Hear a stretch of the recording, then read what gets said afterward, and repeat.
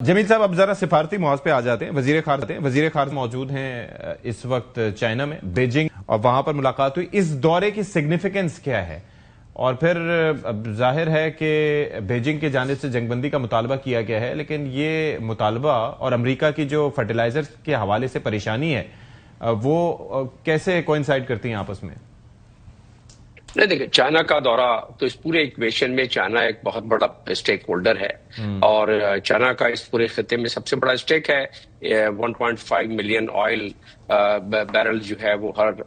روز یہاں سے جاتا ہے چائنا میں، اور اگر وہ خلیج آئلینڈ پہ یا اسٹیٹ آف ہرمز کا اگر کنٹرول سنبھال لے امریکہ اور اس کے الائز اور جو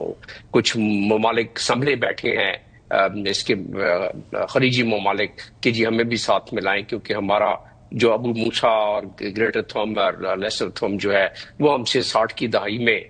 قبضہ کر لیا گیا تھا ایران کی طرف سے، ہم اس کو بھی واپس لیں، اور وہ کیونکہ 81 ناٹیکل مائل دور ہے اس سے اسٹیٹ آف ہرمز سے، تو اس میں بھی اسٹیٹ آف ہرمز کو کنٹرول کرنے میں تقویت ملے گی۔ تو اگر وہ کنٹرول ہو جاتا تو چائنا کا انٹرسٹ دیکھیں پہلے ہی 8 لاکھ بیرل ڈیلی کا تو ان کا وینیزویلا کا چلا گیا جو وہاں سے آتا تھا، اب 15 لاکھ بیرل اگر یہ بھی چلا جائے، اگر اسٹیٹ آف ہرمز کو دوسرے لوگ اگر اس کا کنٹرول سنبھال لیں دوسرے ممالک، تو اس کا تو ایک بہت بڑا اسٹیک ہے۔ اس کے علاوہ پھر ایران کا دوسرا یہ ہے کہ اس کا چائنا کا دوسرا معاملہ یہ ہے کہ چائنا چاہتا ہے کہ اسٹیبلٹی برقرار رہے۔ چائنا کی پروگریس اور چائنا کی ویسے بھی پالیسی یہ ہے کہ ورلڈ آرڈر پہ بلیو کرتا ہے چائنا، انٹرنیشنل لا پہ بلیو کرتا ہے، اسی کے اندر رہتے ہوئے اسی فریم ورک میں رہتے ہوئے وہ آگے پروگریس کرنا چاہتا ہے کہ چائنا 2030 میں جو پروجیکشن ہوئی ہے مختلف کنسلٹنگ فارمز کی کہ 2030 میں چائنا دنیا کے سب سے بڑی اکانومی بن جائے گا، اور اسی طریقے سے عسکری قوت بھی اس کی پیرلل آتی جائے گی، اور ٹیکنالوجی کی دنیا میں جو قوت ہے وہ اپنی جگہ۔ لیکن ورلڈ وار 1 سے پہلے آپ یاد ہوگا کہ جرمن اسی طرح ابھر رہا تھا، تو جرمن کو زیر بار کرنے کے لیے یونائٹڈ کنگڈم نے کیا کیا، اور اسی طرح سے ورلڈ وار 2 میں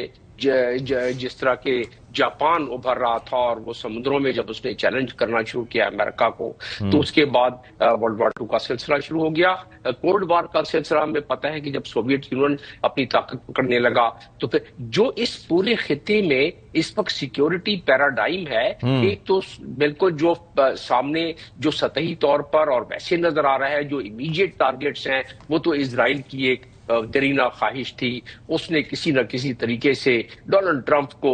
قائل کر لیا، اور اس کے لیے میں مثال دیتا رہا ہوں کہ 7 کے قریب دورے کیے ہیں۔ جی بالکل، آپ نے یہ تذکرہ کیا تھا، انہوں نے کنونس کر لیا۔ جی اب آگے کی ذرا سوچتے ہیں۔ آگے یہ ہے کہ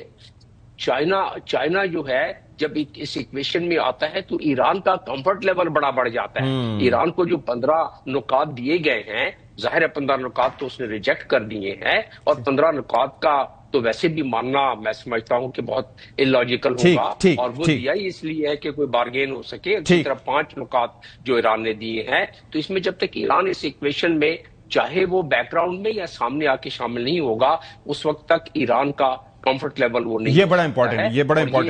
امپورٹنٹ ہے۔ یہ مجھے بتائیں حذیفہ صاحب کہ یہ ظاہر ہے کہ دورہ بڑا امپورٹنٹ ہے، Pakistan is playing a very important role,